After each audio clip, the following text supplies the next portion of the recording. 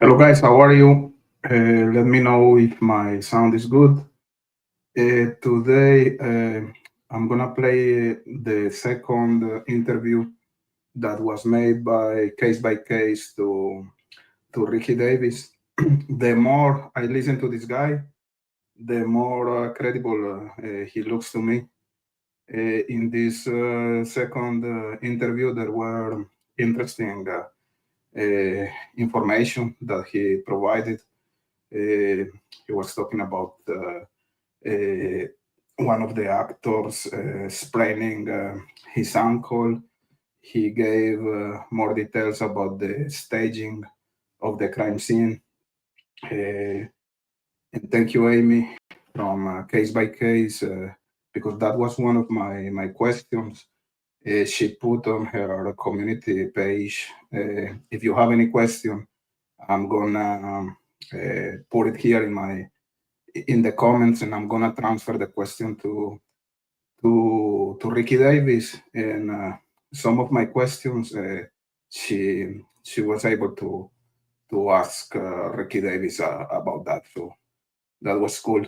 And so I'm just gonna play the video, guys. Simdalis. Yeah, man.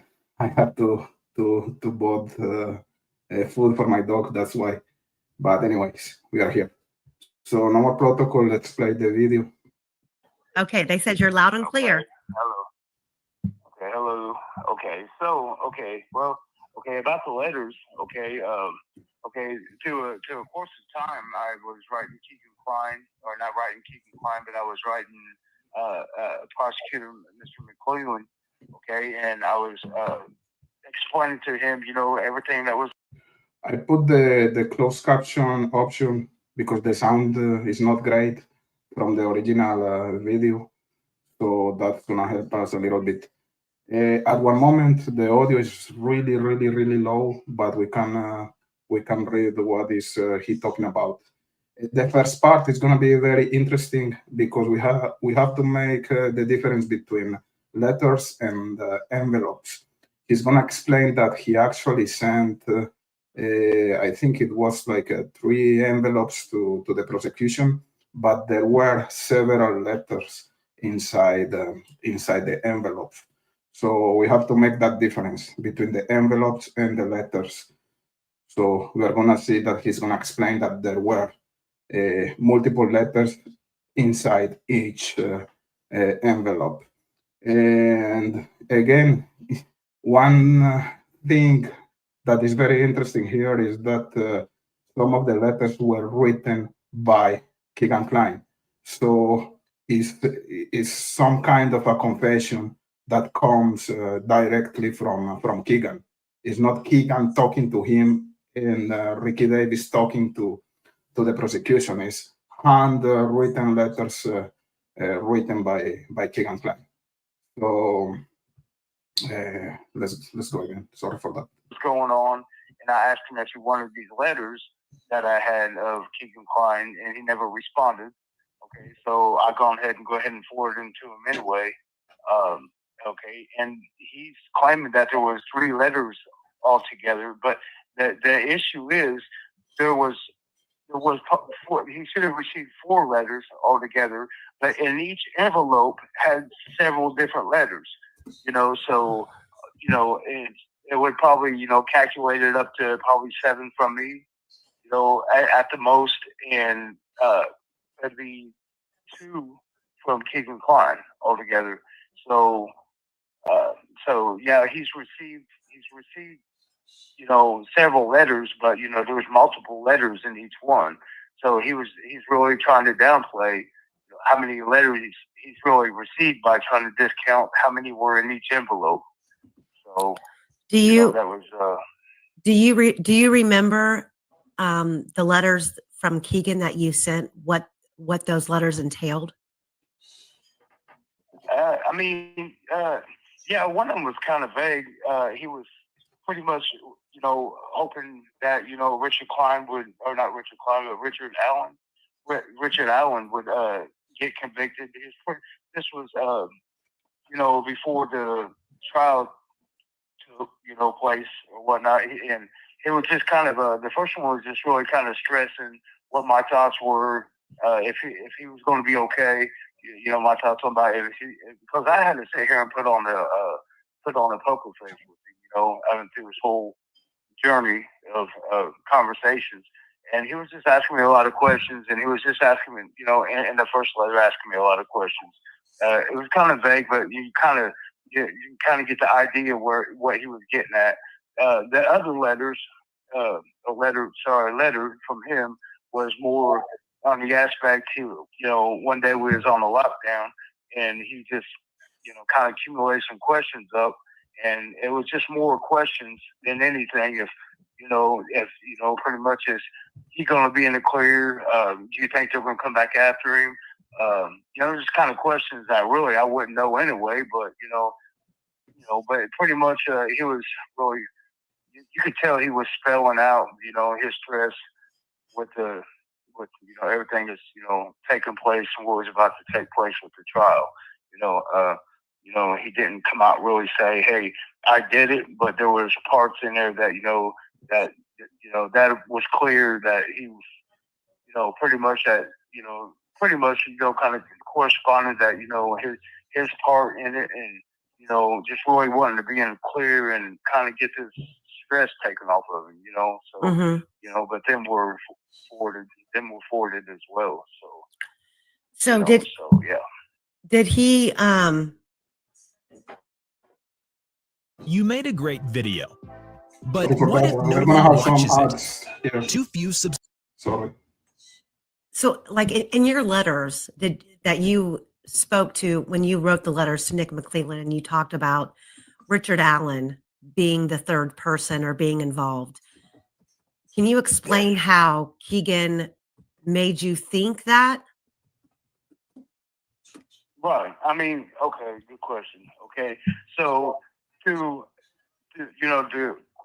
course of everything that's been taking place through these conversations, Keegan has,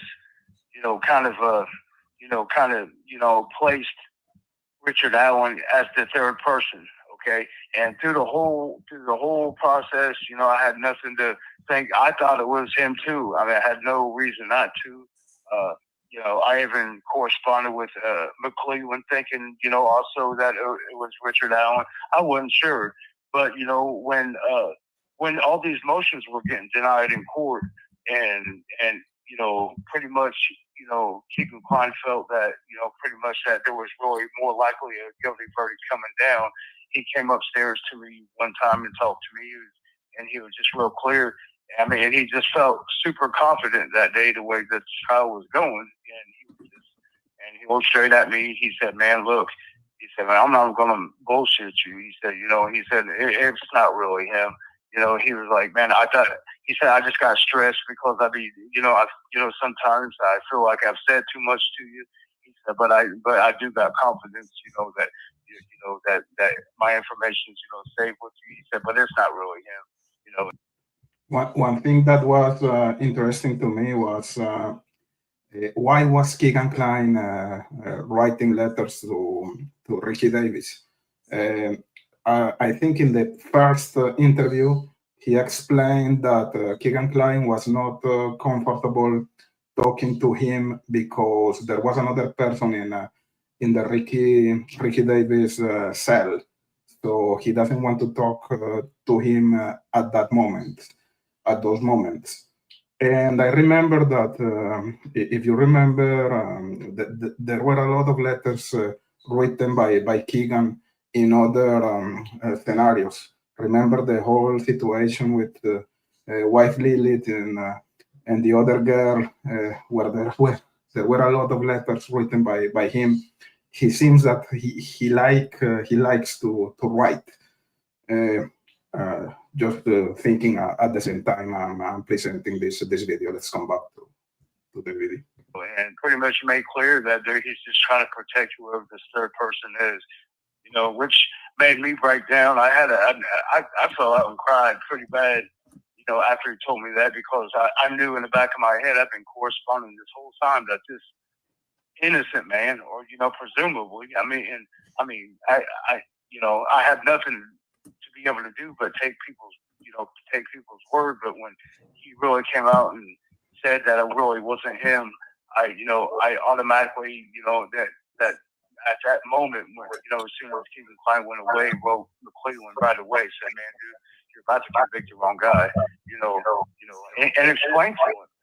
I explained completely to him, of course, why I thought it, was Richard Allen and the kind of the turn that took, and I was just honest about it. And I knew I was going to look like a fool, but I mean, I just kind of had to go with what I was being told at the time too. So that was kind of the things that was handed to me at the time. And I just kind of had to correspond that information to the prosecutor, to no avail. So, yeah.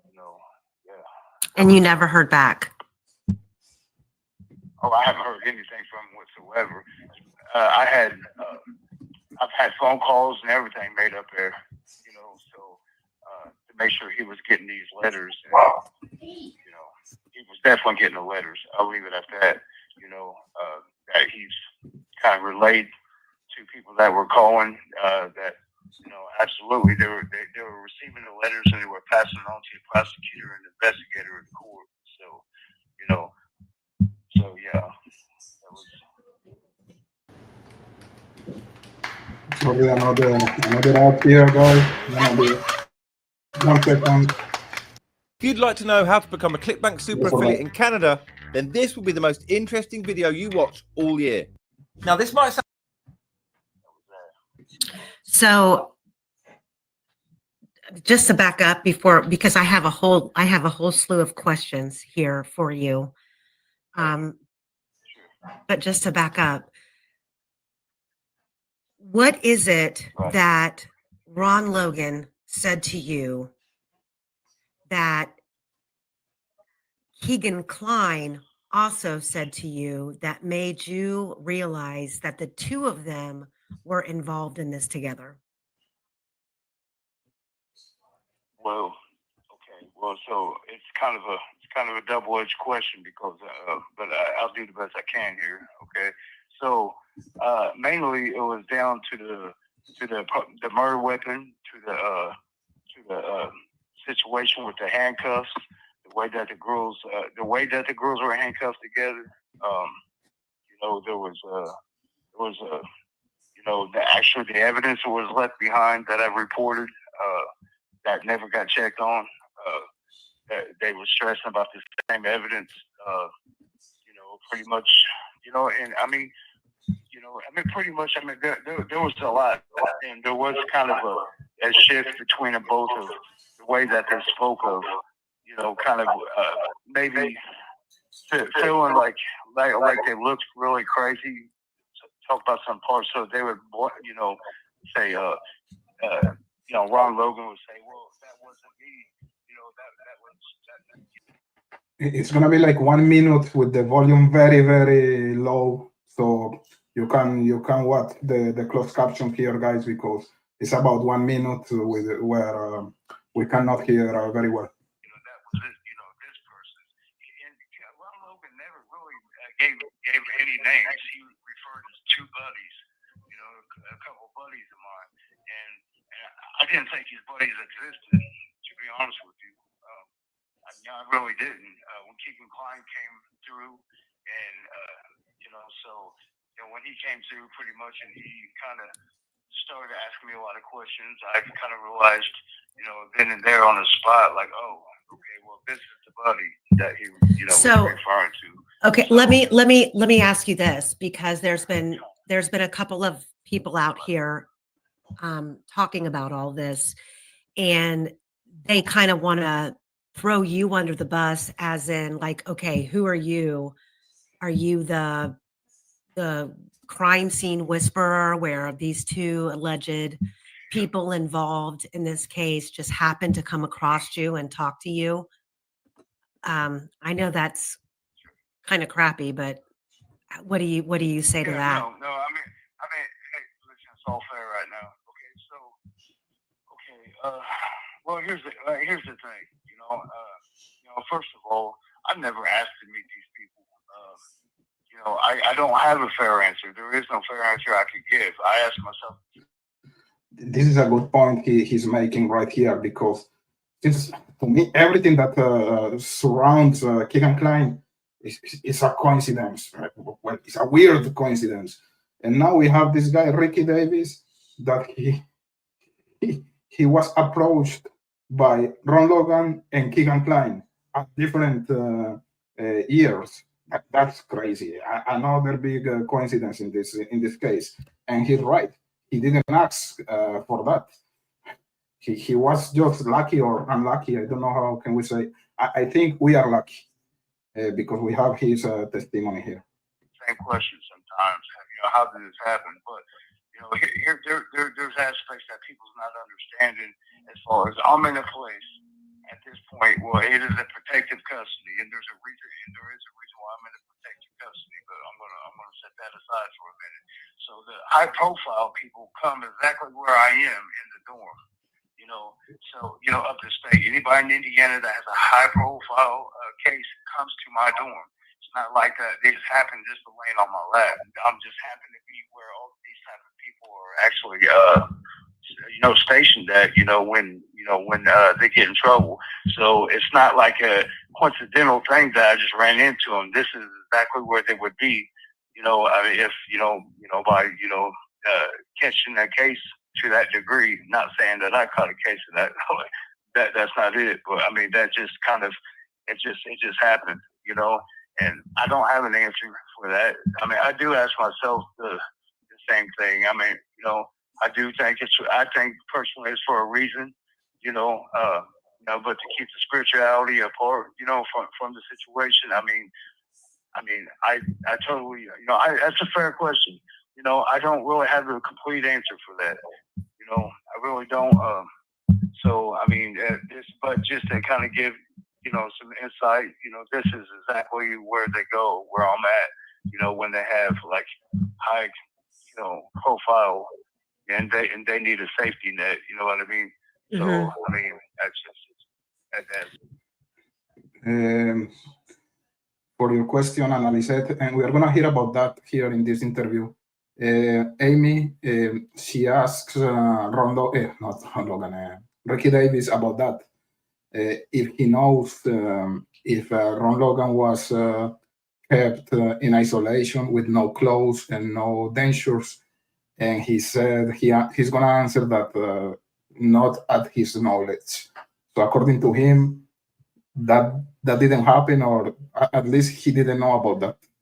So we know that they were in the same correctional facility together, and according to Ricci Davis, he doesn't have any information about that, about Ron Logan being kept with no clothes and no teeth. So we're gonna go there soon. how it happens. So, one of the first questions that I had early on today was, did you mention? I agree, Anthony. It's crazy. Both of them talking to him, and me too. I don't think he's lying, or actually that happened. Keegan and Ron Logan, they talk to him. It's just crazy. This case is crazy. Continue. A box cutter back in 2017. Yeah, I absolutely did. To the investigators when they got here, I most definitely did. I mean, that was the information that was given to me. So I was relaying it back to the investigators. And who gave you that information? That was Ron Logan. Did he explain why he had a box cutter on him by any chance? He did not explain why. He mentioned of quite a few things he had, but he didn't say why he had what. Most of it was common sense to me when he explained it. But I mean, he didn't actually give me a specific reason why he had it. No. So when people see the image of the bridge guy on the bridge walking in that video, there's a lot of assumption as to what that person had in their pockets or in a fanny pack. was there other items that he told you that he had? Well, on him, Yes. actually, they both was, Ron Logan, he explained that, that there was handcuffs involved, and also Keegan, but there was 2 sets, but I didn't know who had what, so, there was 2 sets, and that's what I do know, so. Did either one of them have a gun? Yes. Who did? Was it, Ron Logan had the gun. So this is interesting. He says that Ron Logan, he had 3 items, a gun, a box cutter in 2017. This was in March 2017. Box cutter, a gun, and 2 sets of handcuffs. And we're gonna hear the whole story about the girls being handcuffed. This comment from Io Apophis is I actually ask the same question to myself, because my theory is that Keegan Klein is involved, and that his confession at the Grissom Air Force Base was an actual situation. I think that was true, and the result of that confession is the search of the Wabash River, and then we have the arrest of Richard.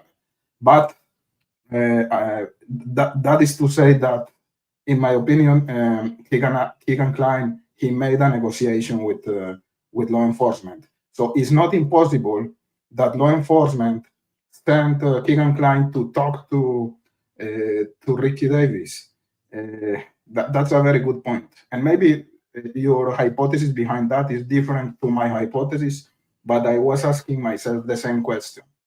To me, it's very possible that Keegan Klein was sent by law enforcement to talk to Ricci Davis. I wouldn't discard that. This is a good point. Let's continue here. Did he claim that he pulled the gun out? He was, he did say he walked him off the bridge. He didn't specifically say I pulled the gun out, and he said, I got him to walk off the bridge. So, Avec la nouvelle version XRT de Hyundai, vous pouvez faire ça. Again, everyone, skip. Okay, well, we're gonna get cut off here in a minute. So before we go into any more detail, I'm gonna hold off on that. No, you want me to call you right back? Or? Yeah, when it cuts off, you can call me right back. But Right. so besides the handcuffs and a gun and a box cutter, was there anything else that he claimed that he had? And did he ever give you a reason as to what his initial plans were on the bridge, approaching them? Well, there was really no overall plan that I was ever told. What the purpose was. Here we're gonna have like 1 minute with a very low volume. Plan changed, of whatever was, meant. He said that things got out of hand. That I don't know. When he cut her the first time, I don't know. If that means they had an ultimate plan. I don't know. I was kind of I got so many questions too. I don't know all the answers. I don't. I'm not going to pretend to. I'm trying to stay with what I've been told. So this can kind of, what I mean. It keeps the credibility to keep the integrity on this. Because this is important. So but there's a lot of questions. There's a lot of things I don't know. I'm asking a lot of questions. I don't know. No, everybody is. Everybody wants to know, and that's the hard part in all of this is understanding what happened and why it happened and what the plan was or how it went wrong. And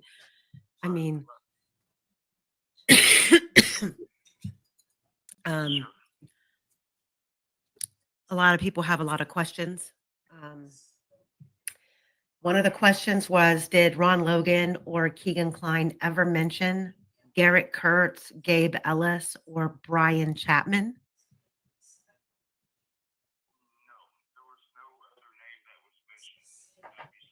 So he's saying no. The answer is no. The volume is gonna go up again soon.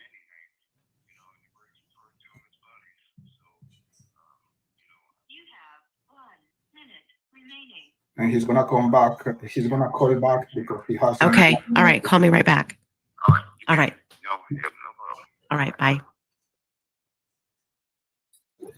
Most of the time, you could hear him pretty well, but toward the end there, he would go low for longer periods. And I don't know, for me anyway, I could barely hear him.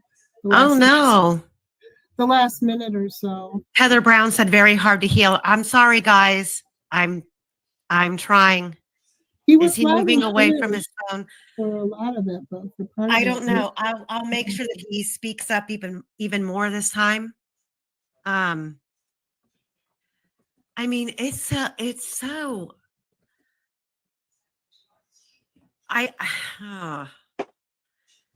You know, do you guys in chat ever like?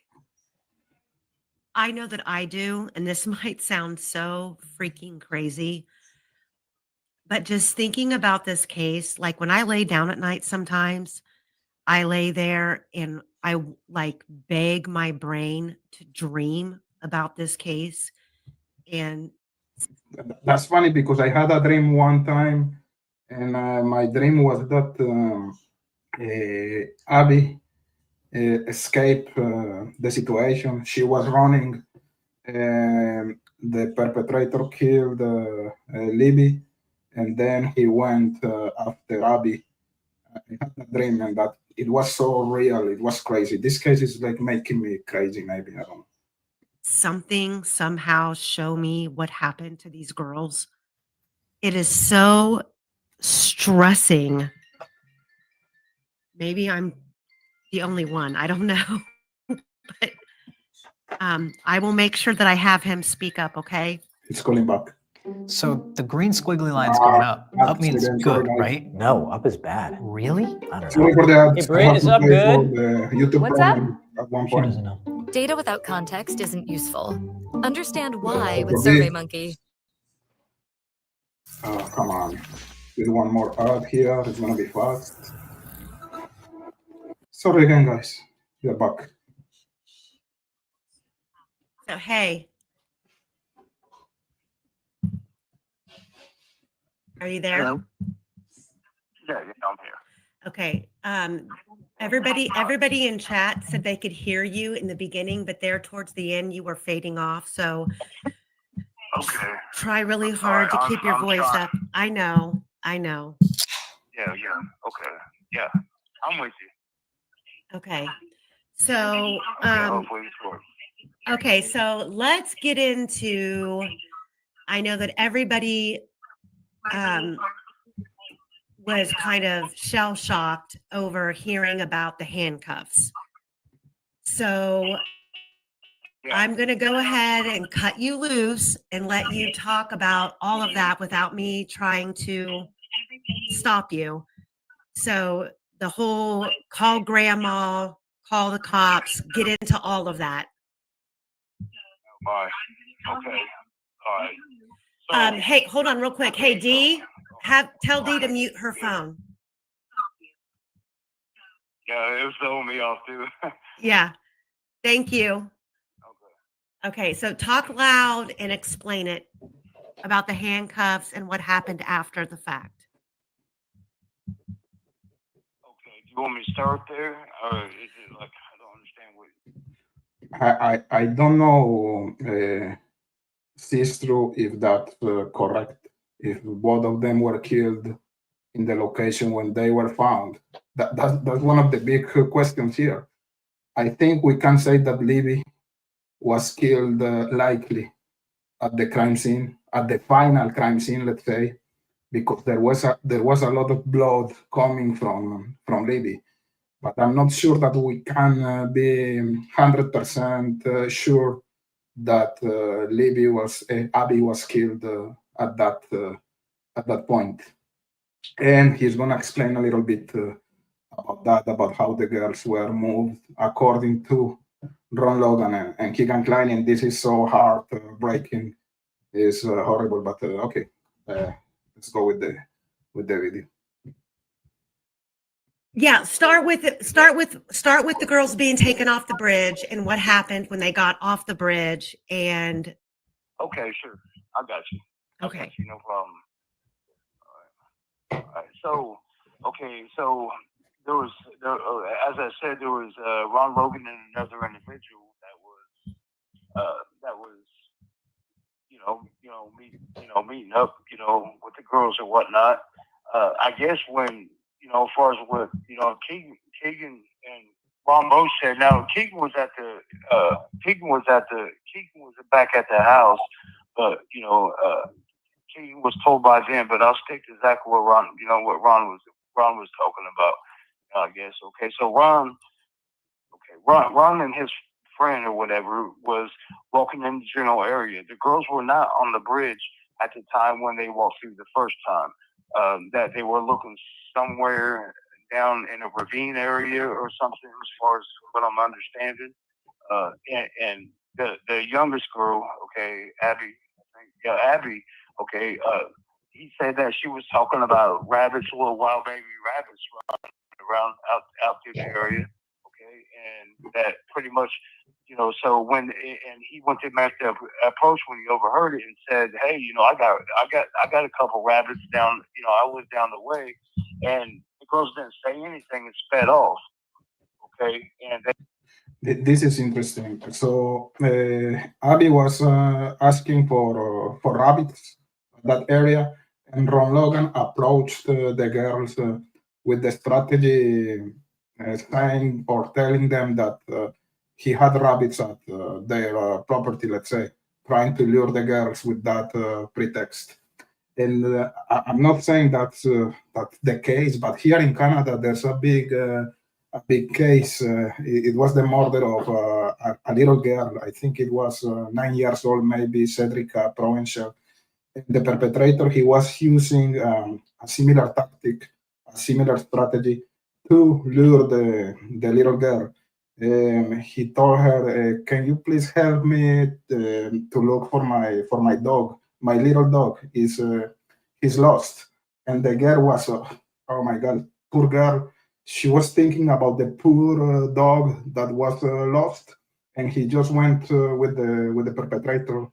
That's the case of Cedrica Provencher here in Canada. It's horrible. Sorry for the parenthesis. They walked up on the bridge, and they started looking down off the bridge, and so they made a decision to, whoever the other person was, to stay back, and Ron Logan was going to go approach again. Well, he did a couple laps. He seen the girls were getting nervous. It made him nervous. He pretty much went to go make another approach. The girls got kind of spooked. He backed up.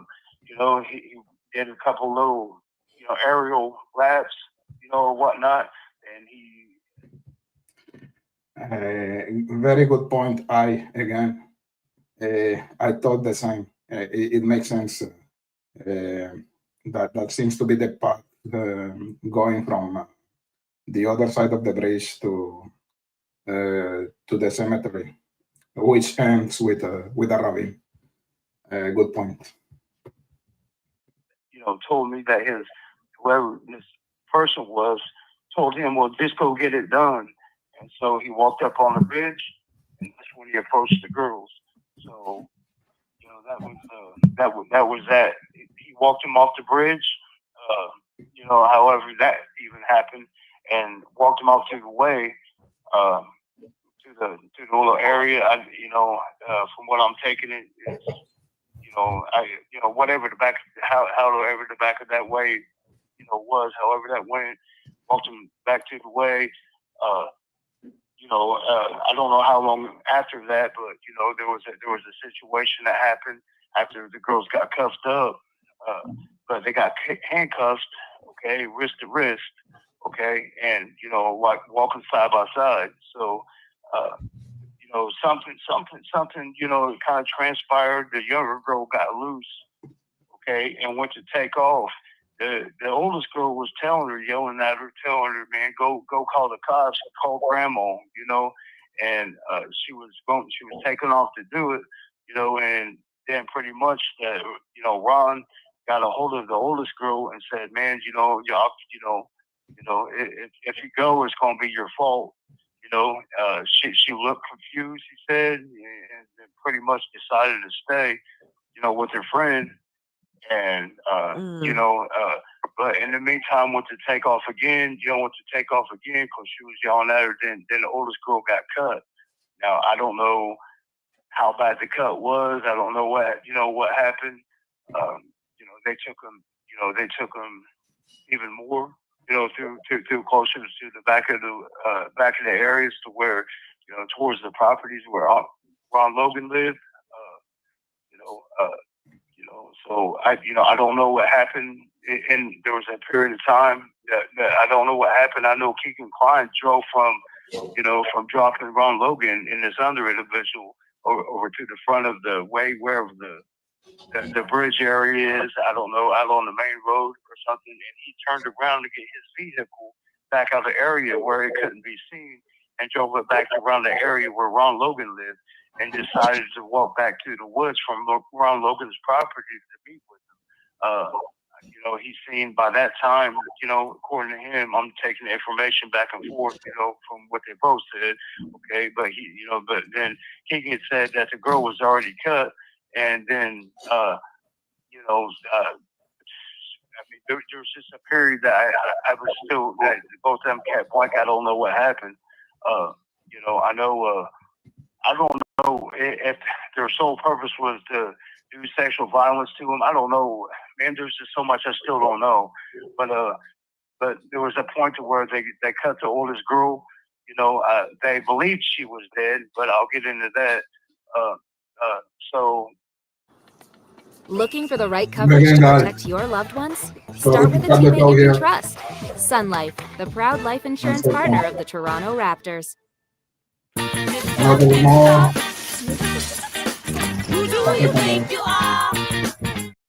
But I guess she was kind of an unconscious state. They put her on a tarp. And they got a wheelbarrow and wheelbarrow her all the way back to the property. And a wheelbarrow. If that's true, oh my God, they were treated like objects, and makes sense. It's an easy way to transport a body, but so sad. And later in the wrapped her in the tarp inside of one of his barns. The youngest girl they kept with him. I don't know. From what I was understanding, they left for a minute. They came back. Ron Logan wanted out of the area. Keegan Klein stayed at the house with the youngest girl the entire time that Ron Logan was gone. He went to go get rid of some evidence. I guess he came back a couple times real quick, and then he was just like, pretty much just Keegan was telling him, just get out of the area where you got an alibi. When he came back later on, he got spooked because there were detective cars everywhere. They had everything blocked off around the area. They had lights shining and stuff, in the area, trying to look in the wooded area, obviously searching for the girls. They had plans to get the girls out of the area, to take them off the properties around the area, but they realized that it was just too late to do that. Hey, Ricci. Yeah. Did Ron Logan? Did they say that they took the girls across the water? Before continuing with the video, two things. He says that the girls were handcuffed wrist to wrist, and that Abby was able to get rid of the wrist of the handcuff, and he tried to escape. It makes sense because we know that she's very skinny, let's say, if I can use that word. So it makes sense. It's not impossible. Or maybe the handcuff was not secure enough. I don't know. But if we think about Libby, we should expect to have some marks in her wrist, I think. So I don't know if when we are going to be able to read the autopsy report, we are going to know if there were some marks in her wrist or not. That can corroborate a little bit the story that was told by Keegan and Ron Logan to Ricci Davis. Now he's gonna talk about the girls crossing the creek or not. Cross the creek. I mean, he didn't even, I don't know. He did not, nobody ever said that, you know. Nobody ever said nobody mentioned anything going, you know, through any water. But none of this was detailed, you know, as far as, you know, there's this, like I said, there's a lot that I don't know. I mean, obviously, I know now that there was water, but I was never told that there was, you know. So, I mean, I don't want to sit here and assume. No.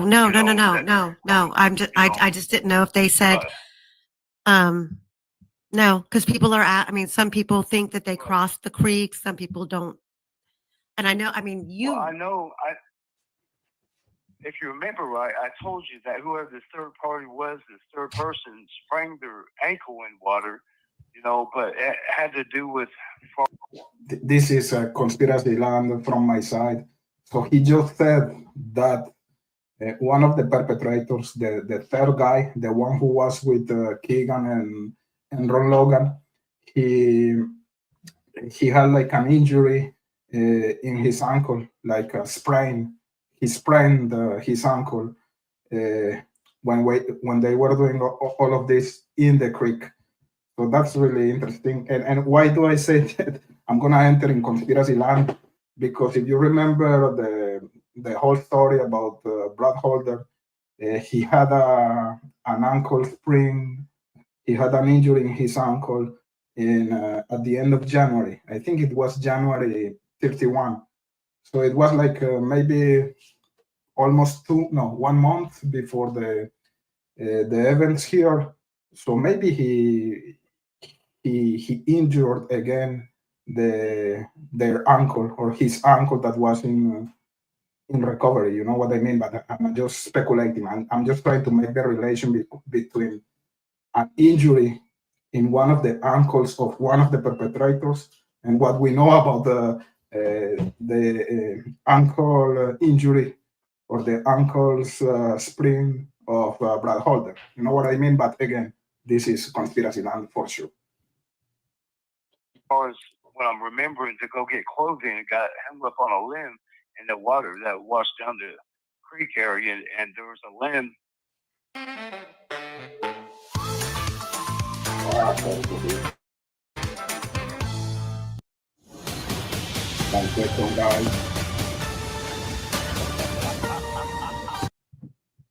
the creek, and there was some kind of clothing hanging off of it that didn't, you know. So who told you that? Who told you that? This was Keegan. He said that clothes. How did he say how clothes got in the creek? Something was thrown in the creek. An article of clothing. I guess it got caught up on a limb. He said, you know. So did they explain to you about how one girl got dressed in the other girl's clothes? Yeah. Okay. You know what was explained is, you know, while they thought that, you know, that the oldest girl was already, you know, deceased, what they did was put the youngest girl in her clothes because her clothes were gone and they didn't want nothing to look suspicious. So they had planned to go. That's very interesting. One of the questions we ask every time about Abby being redressed with Libby's clothes. And this is an interesting theory here. Go ahead and take her anyway.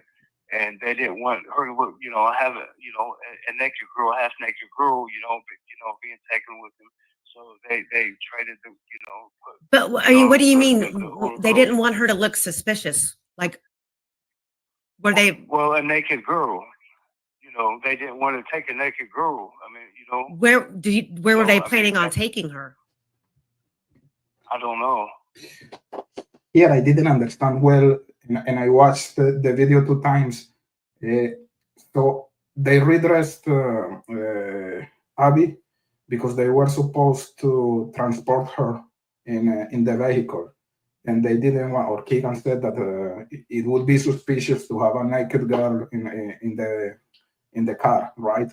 So they redressed Abby. But I didn't understand if Abby was already deceased or murdered at that point, or still alive, and they wanted to go out of the area with Abby. I don't know if you are able to catch that information here, because I was trying to figure out what was the answer, if Abby was already dead or not at that point. But to me, it's not clear here. I mean, it was really never said. I mean, they took her to the property. They got there. They kind of was tripping, like, what we're going to do, and everything was rapidly happening so fast. And then they realized that there was people out in the areas already looking. So I don't know what their ultimate plan was. Did they ever? I mean, was it ever discussed when they actually had the girls get undressed? Because I mean, the oldest girl had to have been undressed before she was killed.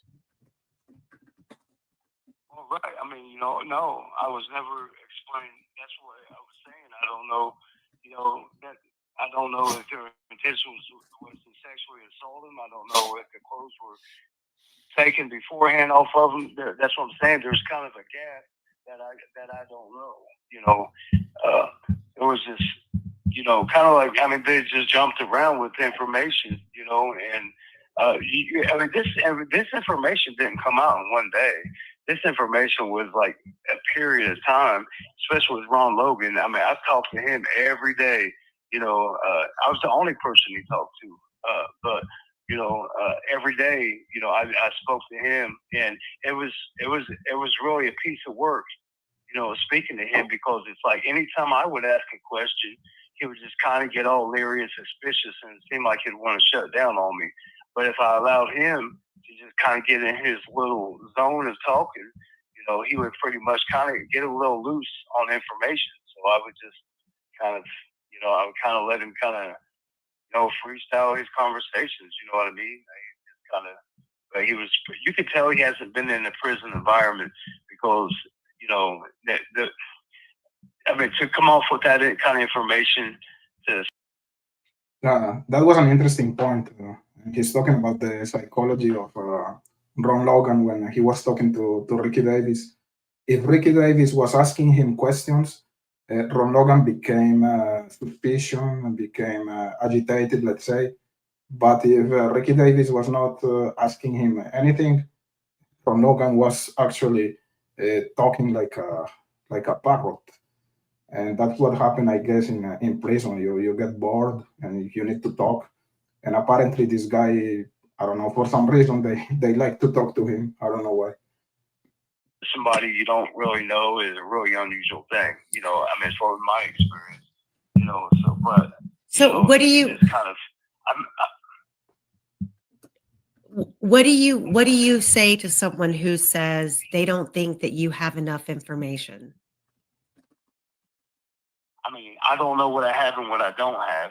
So that means that's not for me to determine. You know what I mean? So I don't know. I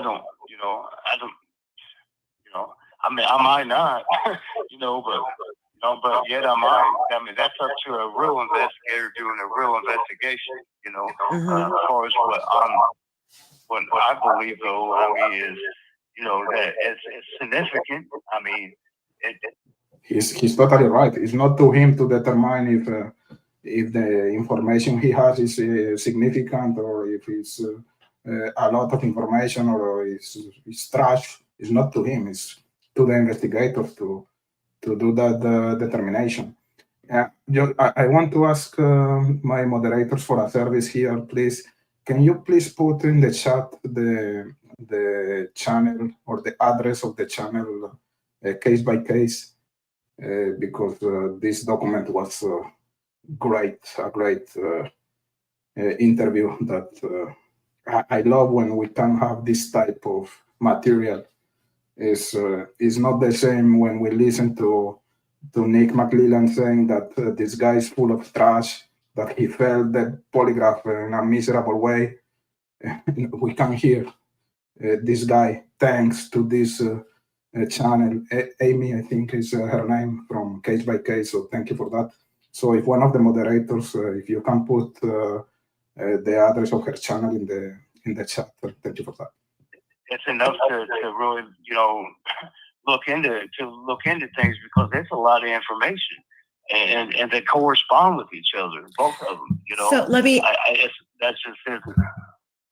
Let me ask you this: Was Ron Logan ever kept in a cell with no clothes and with his dentures taken away from him? Are you aware of any kind of situation like that? Not at all. Okay. I never heard that before, but okay. Yeah, no. It's not that I know of. Did he ever discuss with you why he would allow the bodies to be left on his property? Because the search teams weren't giving up on it. They decided, both of them decided, it was Keegan Klein's. Sorry again, guys. 1 minute. No, 2 seconds. 2 seconds. Yes. You need the best footage for your videos. Go to Motion Array to get unlimited footage shot by pro filmmakers. Idea, okay, that if, that pretty much that they were screwed, that they weren't willing to take the girls from the property in a vehicle, that, that pretty much they couldn't get them any further back, within the area where it's being searched.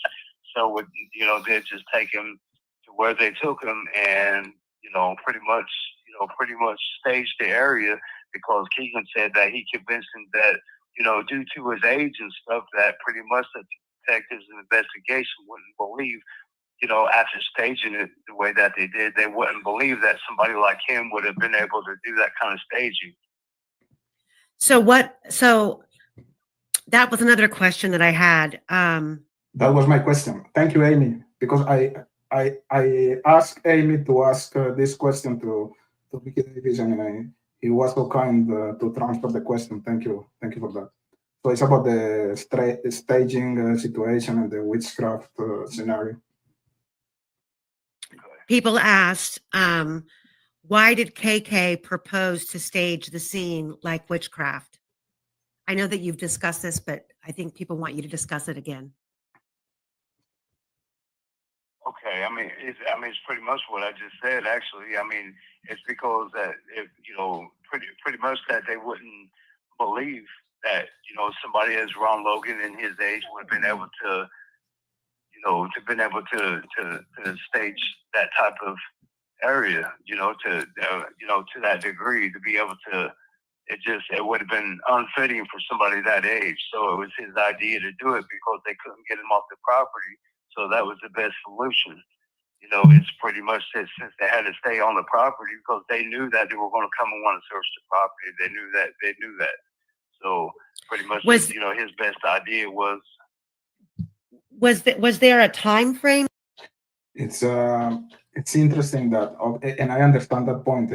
And of course, one of the hypotheses regarding the staging situation since the beginning is it's an attempt to mislead the investigators. And according to Ricci Davis, that would be the situation here. So they staged the crime to make it appear as a witchcraft situation. And of course, Ron Logan, he didn't have anything to do with witchcraft. So that would indicate to the investigators that Ron Logan was not involved in that situation, let's say, and that that situation is something that is going to be committed most probably by multiple perpetrators and not only by one person like Ron Logan. So it makes sense, in my opinion. Now, it wouldn't be easier to put the girls in the water instead of having the girls like displayed in that staging tableau, let's say, or staging picture.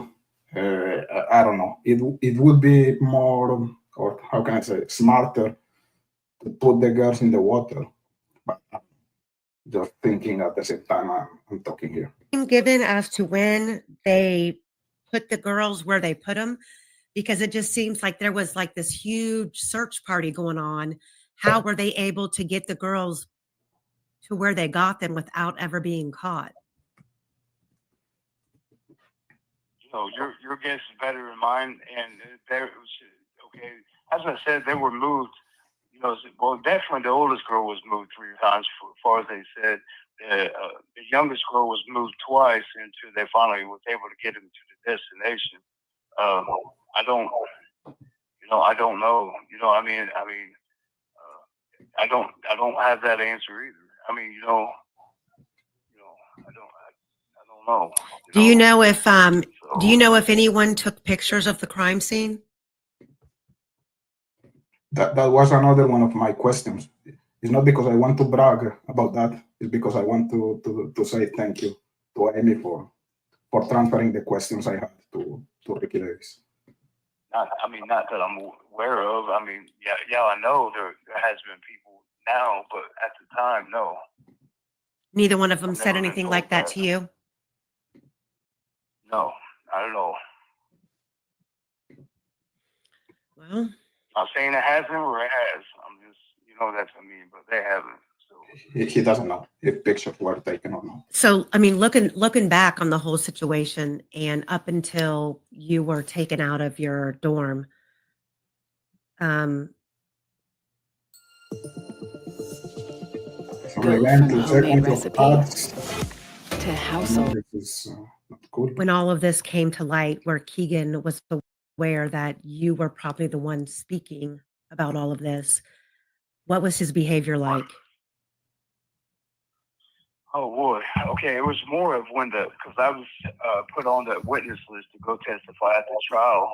The defense had me on there. So that was, that was, going to happen. Keegan Klein came, and I didn't realize it yet, that any witness list came out. But Keegan Klein came to me and he said, "Man, hey, did you realize you're on a witness list?" It threw him off because I never told him, anything about, the Ron Logan thing. You have 1 minute remaining. Boy. All right. You want to call back, obviously, right? Yes. Call back. No problem. Okay. Right. Call me back. All right. Bye. All right. He's going to call back.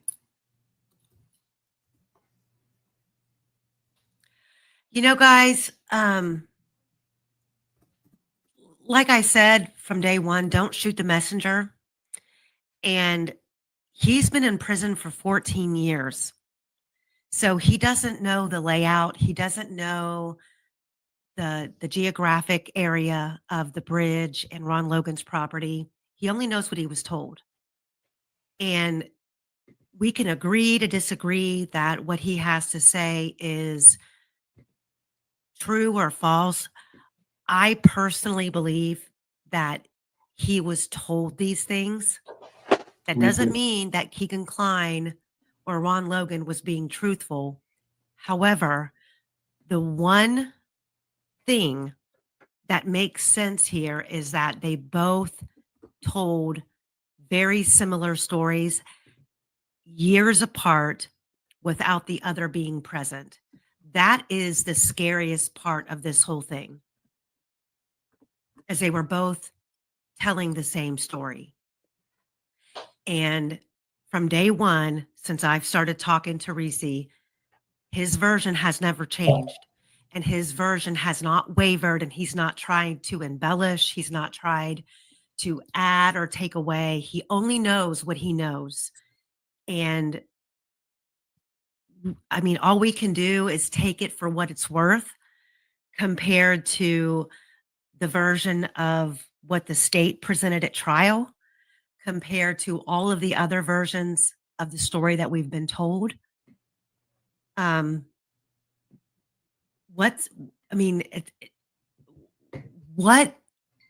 do you believe? That's the problem. What do we believe? What can we believe? Who can we trust? It's calling back. And here we go. He's back. Hello? Hello? Oh, mute that. D, mute it. Yeah, there we go. So there's a lot, we have a lot of speculation. We have a lot of speculation in the chat.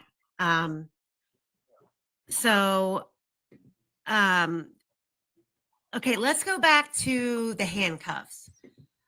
Was there any specific way that they described the girls being handcuffed, or was it just wrist to wrist? It was wrist to wrist, is all I know. I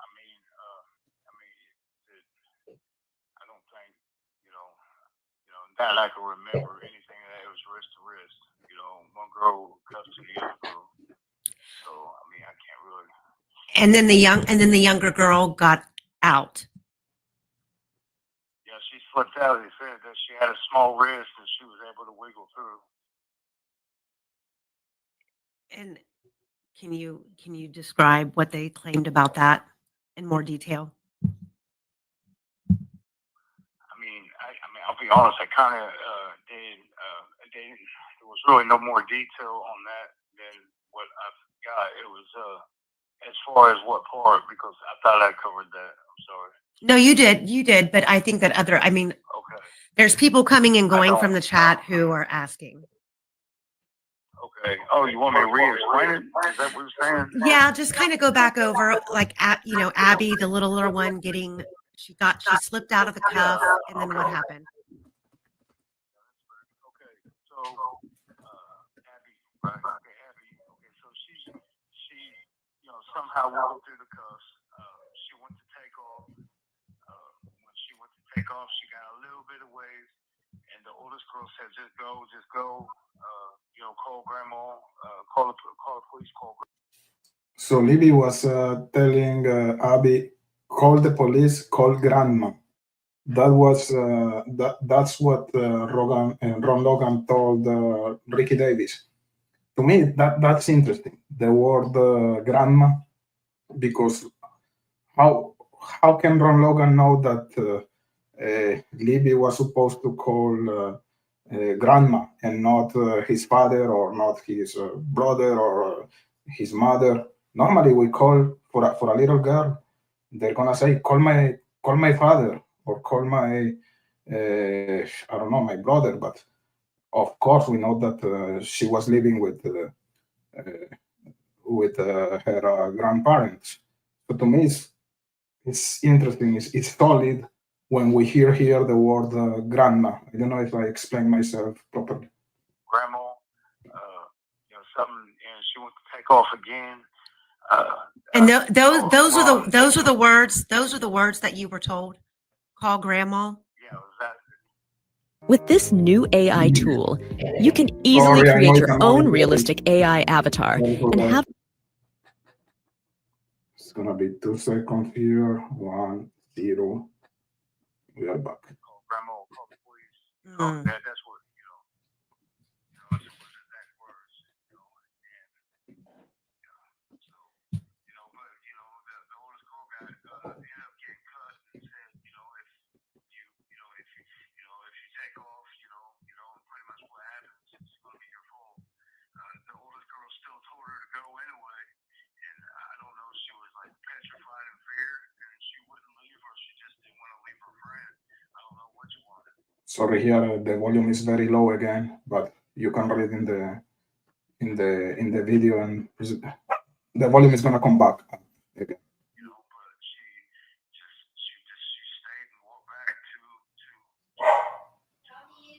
He's basically repeating the same story. You know how heartbreaking that is?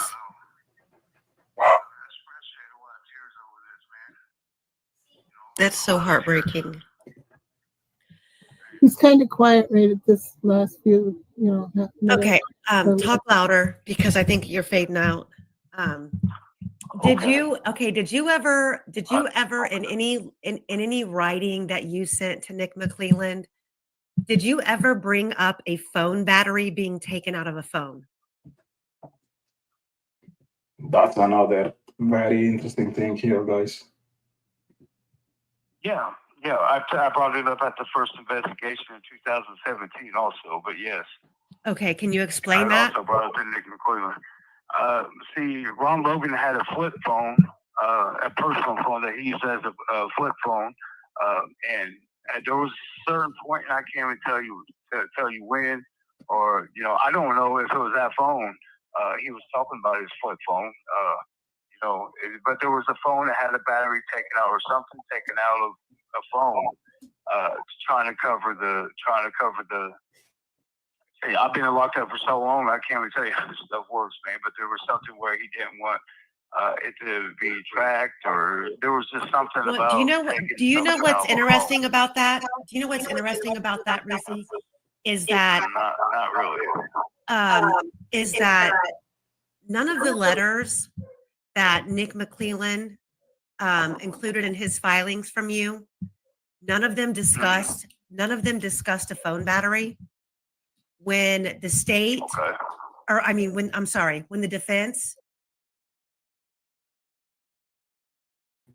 It seems to be the case. That's not a conspiracy at all. According to this information we are learning today, it seems that he withheld that letter. That's my conclusion as well. Filed their first motion to correct error, and they first initially introduced your name and your statement. Nothing in those statements ever discussed a phone battery. Yet when Nick McClelland responded, he included information about a phone battery, which tells us all that there are letters from you that.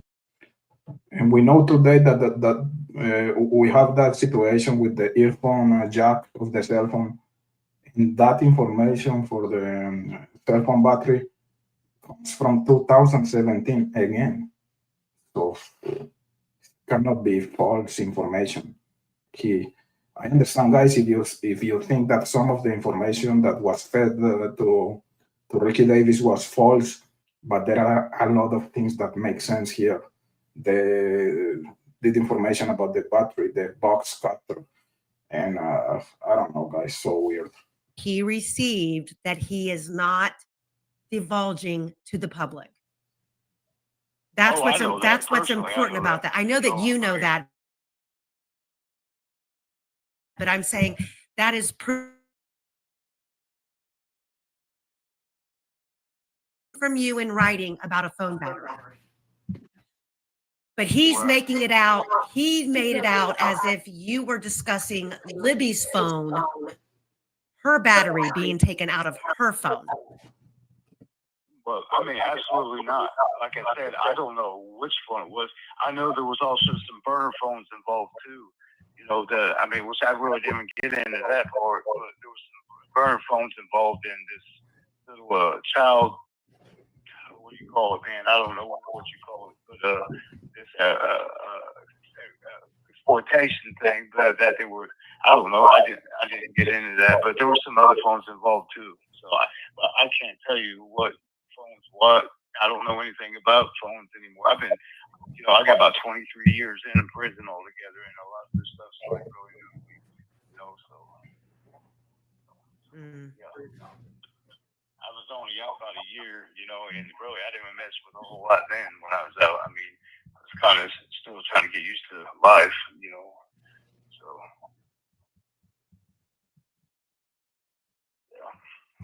So you're still in segregation, right?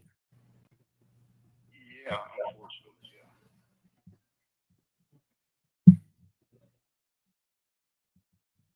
unfortunately, I'm watching the chat. okay. Yeah, that's fine. Did either one of them say anything to you about Libby, about a phone? Either one of the girls having a phone?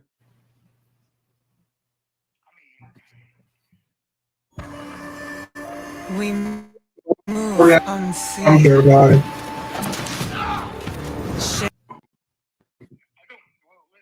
There was, when phones were talked about, I was always confused because there were so many involved, so many phones, and we had, you know, I don't know who had phones. I know there was a lot of phones involved because, like I was saying, the burner phones. I know Ron had a phone. I know Keegan Klein said he didn't even bring a phone, so he said he left that back. So I mean, wherever he came from. So And you don't know what car he drove. No, I have no idea. I don't know what he drove. Did he ever make it out, like when he drove to Delphi? I think, guys, and please correct me if the same camera, I think it's the Sandy Force camera that spot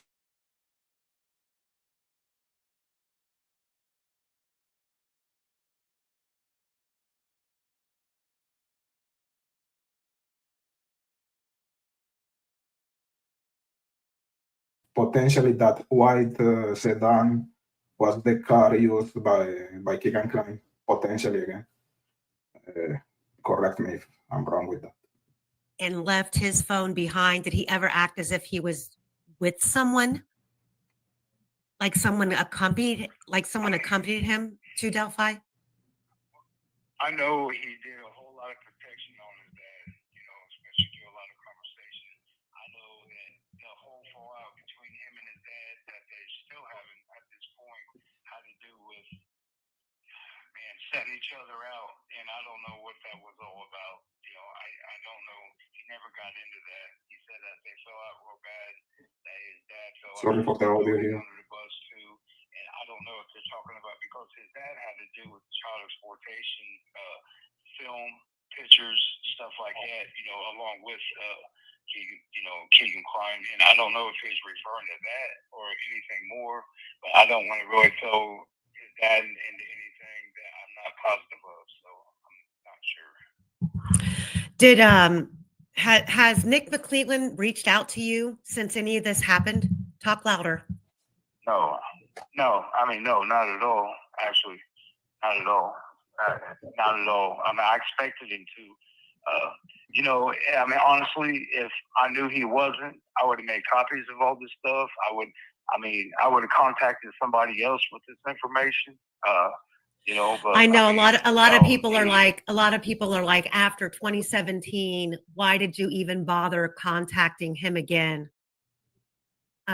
When Rick Allen was on trial, what was your thought process on contacting Nick again after being treated the way that you were treated in 2017? Because I wanted this case solved. I do at this minute, just because I was treated wrongly, man, I think what held precedent in my heart was in girls and the solving of his case.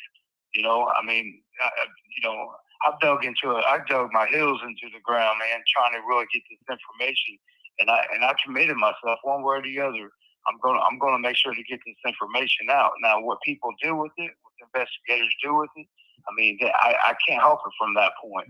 But I committed myself. I'm still committed. I'm not giving up. I'm just not, and I won't. Absolutely not. Do you feel like you're in danger where you are right now? No, I know. I don't. I don't. Okay, I don't good. feel like I'm in any danger. But I really. I wouldn't rather be in segregation or anything. It feels like more of a punishment than anything, because I wasn't fearful where I was at all. You know, I was just fine.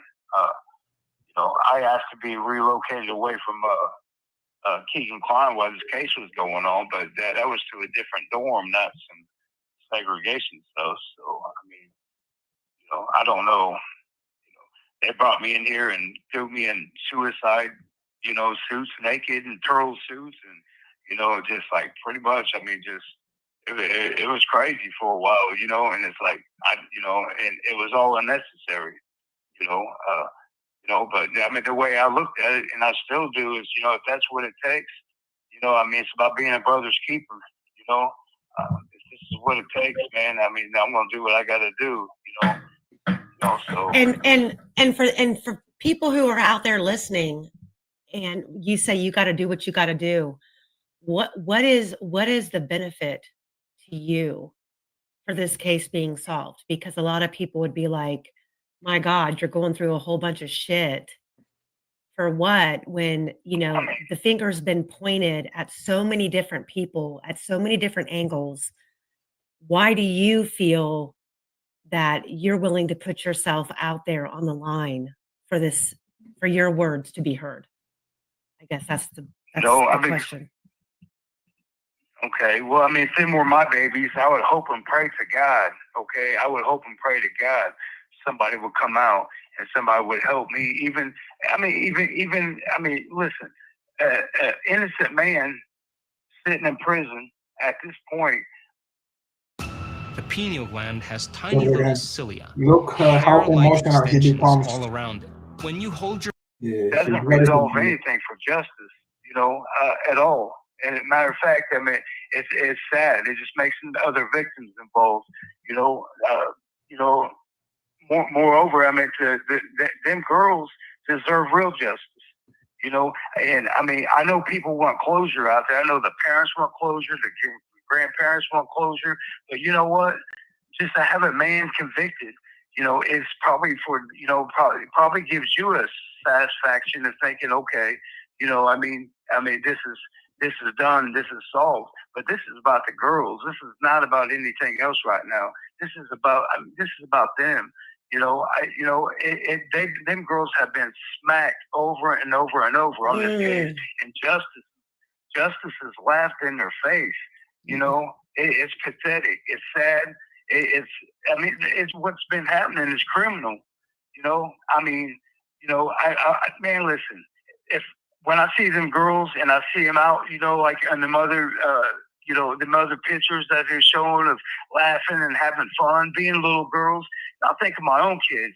You know what I mean? I mean, listen, everybody has a responsibility here, man. Everybody has a part to play here. And, you know, I've committed to my part.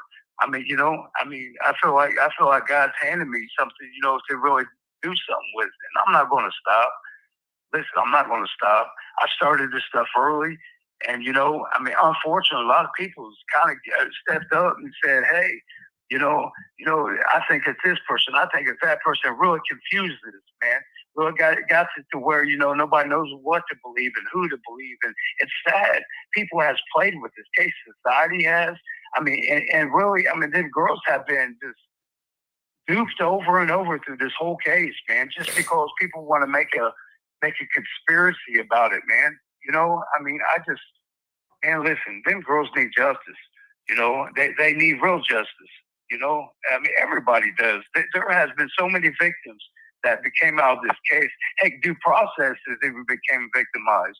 You know, I mean, that man that went to trial got no due process whatsoever. If the jury was able to really see all the facts and everything that's really been said, you know, and you know, for them to determine what the truth is, you know, maybe they would have came out, and I believe they would have came out with a different verdict. Richard Allen is not a guilty man, I don't think. I really don't believe. I believe Keegan Klein when he looked at me in my face and said, you know, and here's the thing. He says it with a smile on his face. I mean, dude, I had more moments of crying, dude, when he walked away thinking, oh my God, you know, I can't imagine this man sitting here eating his own feces, you know, chewing on crayons, licking windows, and everybody, and people's pointing fingers at him. Listen, I've done so many years in the penitentiary. I've been in his situation. He is not the first I've ever seen do this. It's not nothing new. People don't see it because they're on the other side.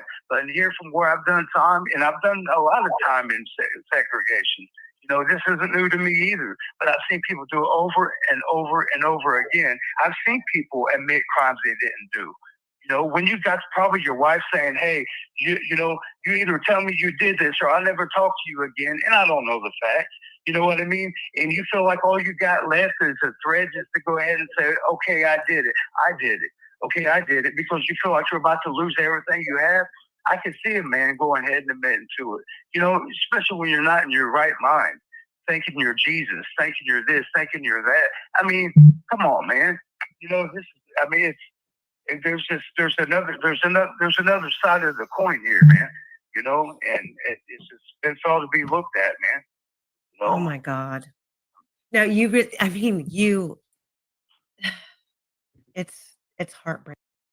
I don't know. This guy showed more compassion for the girls in 2 minutes that the whole Indiana State Police, Carroll County Agency, and the whole pro-prosecution YouTubers pretending to care about the girls, pretending to care about justice. This guy was caring for the girls here, guys. How can we say that this guy is not solid, he's not genuine? He becomes mad when he talks about Keegan Klein and the way he talks about the girls. I don't know, he's very emotional. He explained in the previous interview, the first interview that Case by Case made 1 week ago, why he was supposed to fail the polygraph, and the explanation was great. So this guy is solid. Breaking, to be honest. I agree.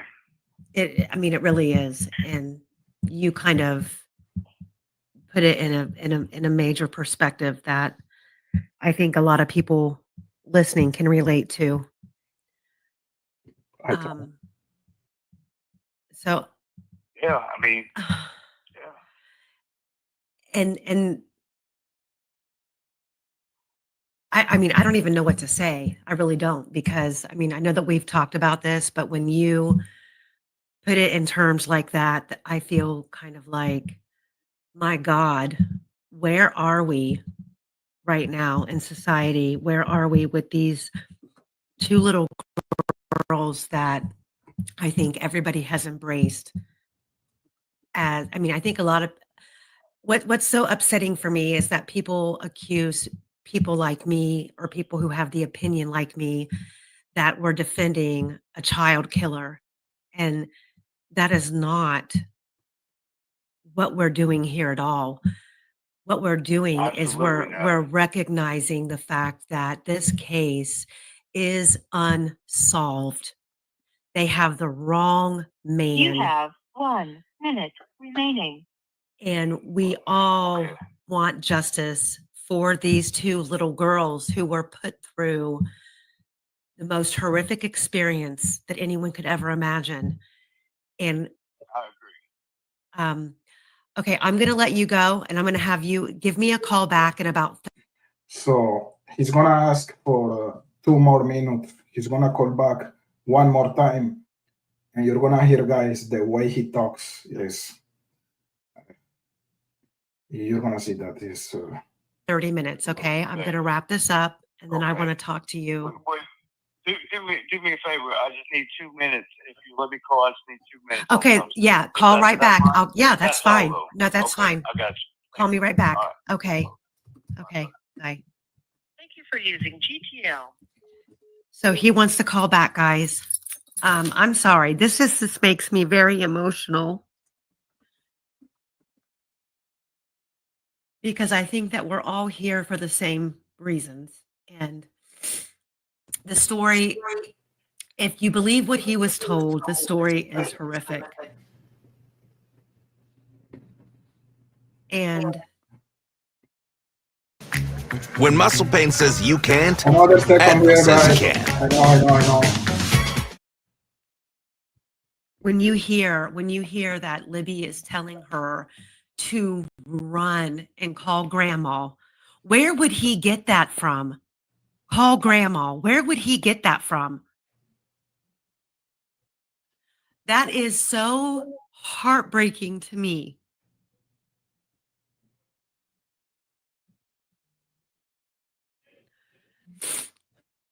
Call grandma. Thank you, Leader with love again. Like that, like you don't, like that's not made up. Like I don't know what planet everyone is living on. I just don't understand how, I mean, I don't want to believe that all of this was like right under our nose from the beginning, like Ron Logan was involved, because I never thought that bridge guy really looked like Ron Logan. But when you hear this version of the story and you put into And not only Ron Logan, Tigantla, I think potentially they were together here. to play all the other versions that we've been told, this to me doesn't have a brick wall. This to me doesn't have a situation where I go, okay, that just cannot be possible. Because it all seems possible to me right now. This version. Maybe I'm wrong. So, Karen Jones, thank you so much. The following 2 minutes, guys, are just awesome. Andrew Baldwin, in response to Nick McClelland's filings, where Nick McClelland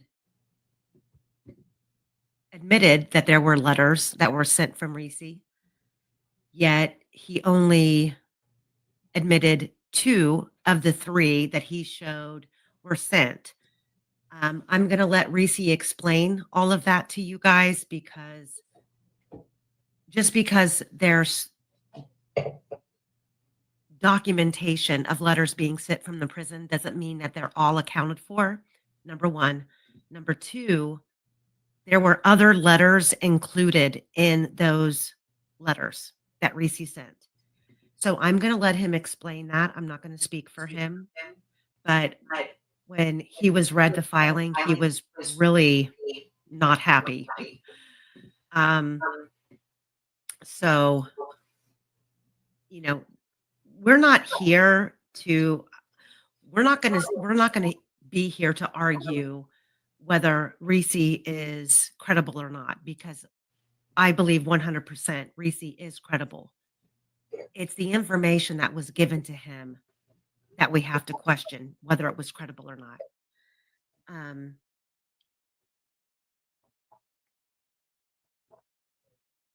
Judge Jessica says Nick is trying to pull a fast one. So he's coming back. I agree with that. And those last 2 minutes are going to be regardless to where anyone in this case falls, whether it be Richard Allen is guilty or Richard Allen is absolutely innocent. I'm sorry, but after a month-long trial, we have more questions than answers. There's just absolutely more questions than answers. And that's a problem.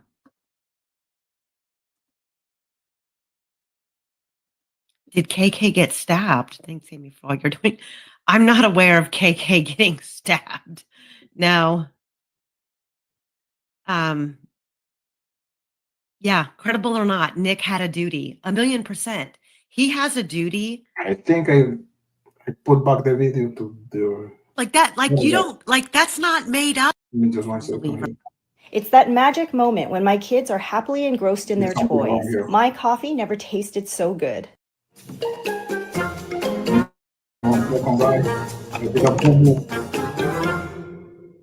Her and her innocence put in those circumstances. I think that trying to find the 2 last minutes. Somebody looked at me in my face and said, you know, I mean, it really is. And these 2 little girls who were put through story, heartbreaking to Ron Logan was involved, because I never thought.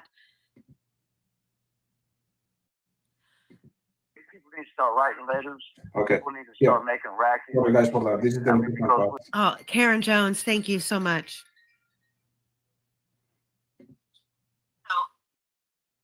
Karen Jones, thank you so much. Okay, mute your phone. All right, Ricci, you've got it. Hi. Okay. Yo, hey, I just kind of want to ask everybody, man. You know, listen, we all have a part. You know, people need to start writing letters. People need to start making rackets. Some people need to. I mean, because listen, there is motions being already filed. It's like on the 11th hour, you know, and it really closes the door on the state. You know, people start writing like the AG, the governor, the FBI for, you know, a higher investigation.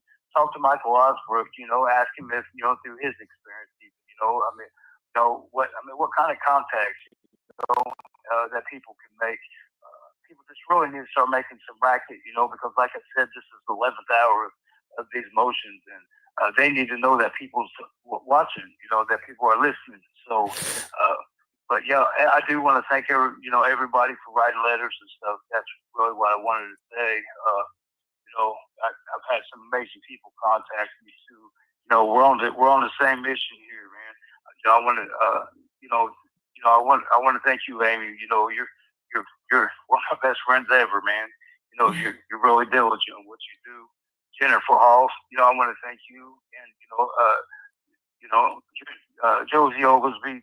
I do want to thank you too. I've had a good support system, man. I want to appreciate, give my appreciations to everybody for everything we've been doing. But we're on the same mission here. You know, it's about them babies, and I just, listen. You know, we all adopted these girls in our hearts, man. We gotta move like they were our own children. You know, so I hope to meet a lot of you one day too.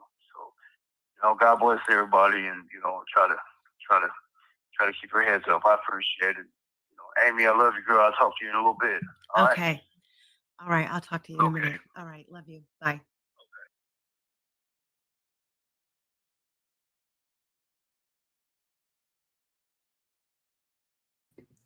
Sorry, I was muted. I think that was just awesome. Great document again. When we listen to this guy, he's solid, he's credible. Again, we don't know if the information he was told is a lie, is truth, is a mix between lies and truths.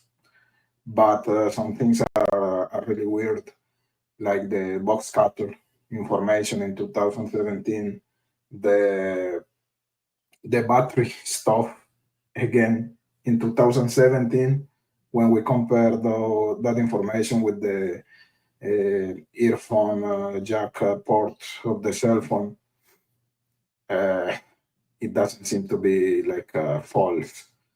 And it's very interesting that he had that information in 2017.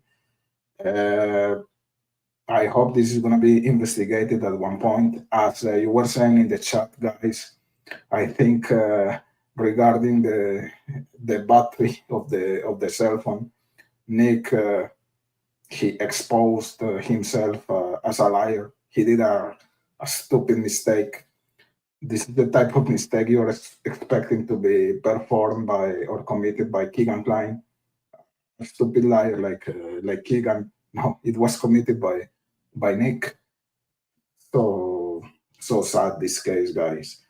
And I don't know. I'm gonna read a couple of comments here before leaving. But again, thank you to Case by Case. Please subscribe to her channel. This was an awesome document.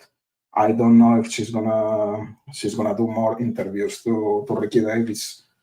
I don't think he has more to say. everything that he said in the previous interview, and in this second interview, I think he summarized pretty much everything. Very interesting information about the girls. Why was Abby being redressed with Libby's clothes? The staging of the crime scene. I think some things make sense to me.